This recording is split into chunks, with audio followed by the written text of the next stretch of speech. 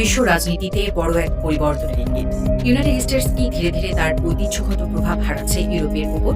সাম্প্রতিক বিশ্লেষণগুলো বলছে trans Atlantic সম্পর্কের মধ্যে একটি ট্রাস্ট গ্যাপ তৈরি হচ্ছে, যা ভবিষ্যতে বড় পরিবর্তনের ইঙ্গিত দিতে পারে। কি বদলাচ্ছে? দীর্ঘদিন ধরে ইউরোপের নিরাপত্তা, অর্থনীতি ও কূটনীতির বড় অংশই যুক্তরাষ্ট্র নির্ভর ছিল। বিশেষ করে ন্যাটো এর মাধ্যমে এই সম্পর্ক আরও শক্তিশালী হয়েছে। কিন্তু এখন পরিস্থিতি ধীরে ধীরে বদলাচ্ছে। মধ্যপ্রাচ্যের যুদ্ধ নিয়ে যুক্তরাষ্ট্রের নীতি নিয়ে প্রশ্ন, ইউরোপের দেশগুলোর ভিন্ন অবস্থান, জ্বালানি সংকট ও অর্থনৈতিক চাপ। ইউরোপের দৃষ্টিভঙ্গি, ইউরোপের অনেক দেশ এখন আগের মতো একতরফাভাবে যুক্তরাষ্ট্রের পাশে দাঁড়াচ্ছে না। তারা চায় কূটনৈতিক সমাধান, যুদ্ধ এড়ানো, জ্বালানি নিরাপত্তা নিশ্চিত করা, কারণ মধ্যপ্রাচ্যের সংঘাতের সবচেয়ে বড় অর্থনৈতিক ধাক্কা ইউরোপকেই বহন করতে হয়। নতুন বাস্তবতা, বহুমুখী কূটনীতি। ইউরোপ এখন ধীরে ধীরে ডাইভার্সিফিকেশন স্ট্র্যাটেজি নিচ্ছে।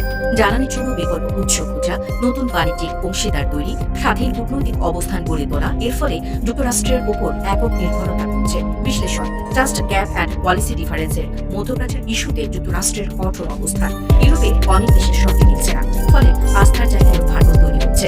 এনার্জি ক্রাইসিস ফ্যাক্টর, ইউরোপ জ্বালানির জন্য অনেকটাই আমদানি নির্ভর। তেলের দাম বাড়া, গ্যাস সংকট, এই সবকিছু তাদের বাধ্য করছে বাস্তববাদী সিদ্ধান্ত নিতে।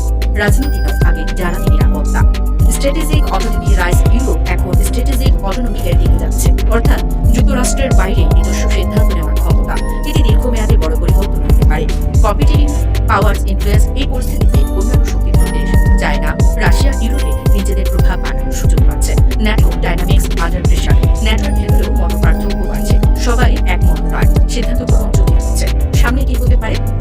সম্পর্ক পুনর্গঠন হলে যুক্তরাষ্ট্র ও ইউরোপ আবারও সম্মুখে বাড়বে। ন্যাটো আর